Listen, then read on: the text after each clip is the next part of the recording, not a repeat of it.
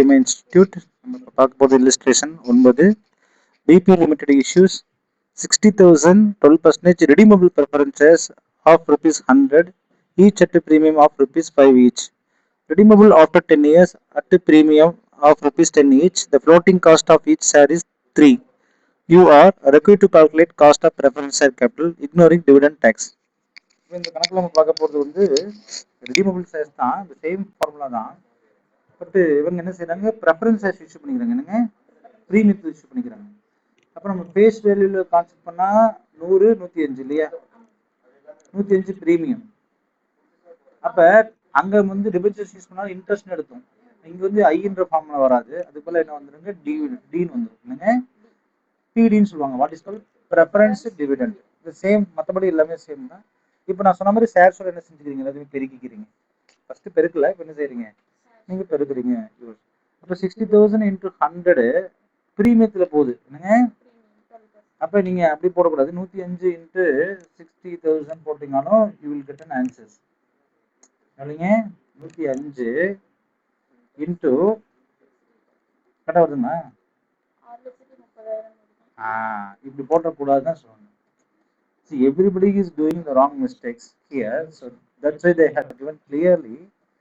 BP limited issues 60,000 redeemable preferences of rupees 100 தான். அப்ப 60,000 into 100 தான் நம்ம போடணும் இல்லையா. 60,000 into 100 how much, 60 lakh. 60 lakh. அதுல டிவிடெண்ட் எத்தனை பர்சன்ட் தரான், 12% தரான். அப்ப ஃபர்ஸ்ட் நமக்கு வந்து டிவிடெண்ட் பிடி அப்படின்றது நமக்கு கிடைச்சிச்சு எவ்வளவு, 7,20,000. அதான் ஆன்சர் ஃபர்ஸ்ட். அடுத்து வந்து நமக்கு ஆர்வி வேணும், redemption value and floating charge, sorry net proceeds வேணும். ரிடம்ஷன் சார்ஜஸ் என்ன சொல்றான், redeemable after 10 years at premium 110 கொடுத்துறான்.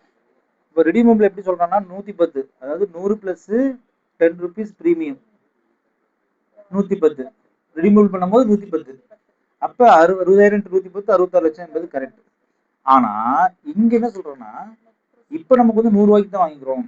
அப்ப 100 ரூபாய் இல்ல, நல்லா கவனிங்க. BP limited issued 60,000 12% preference shares of rupees 100 each at premium. பெரிய நீங்க பிரீமியத்துல தான் வாங்கி இருக்கிறீங்க. ஆமா. அப்ப 60,000 shares into 105.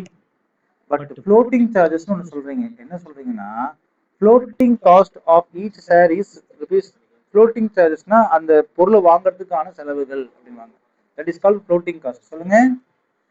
அந்த ஃப்ளோட்டிங் காஸ்ட் வந்து 1,80,000 எப்படி சொல்றாங்க அப்படின்னா, ஒரு ஷேருக்கு 3 ரூபாய் இல்லைங்க. 3 ரூபானா 60 ஷேருக்கு 60 ஷேர்ஸ் வேணும்னா 1,80,000. அப்ப அந்த அமௌண்ட் வந்து கழிச்சிடணும்.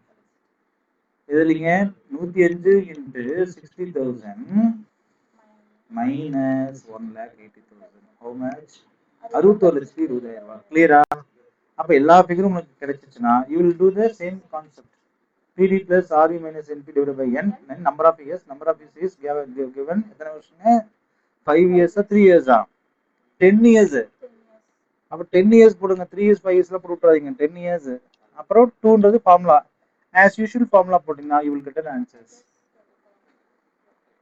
சார் இன்னொன்று விட்டுட்டீங்க சார், அங்க வந்து நீங்க இதெல்லாம் சொன்னீங்க, என்னங்க இன்ட்ரெஸ்ட்லாம் சொன்னீங்க. இன்ட்ரெஸ்ட் வரும்போது என்னங்க, RV minus NP divided by number of years divided by RP plus NP divided by 2 1 minus T ன்னு வந்துச்சு சார்னா, இங்க கொடுக்கலையே. அவன் என்ன சொல்றான், இக்னோரிங் டேக்ஸ். என்னங்க, அப்ப இக்னோரிங் டேக்ஸ்னும் போது அந்த கான்செப்ட் போக வேண்டிய அவசியமே இல்லை அப்படின்றது தெளிவா உங்களுக்கு அழகா கொடுத்துட்டான். சரி, ஒருவேளை டேக்ஸ் வந்துச்சுன்னா என்னங்க, அவ்வளவுதான் முடிஞ்சது கிளாஸ்.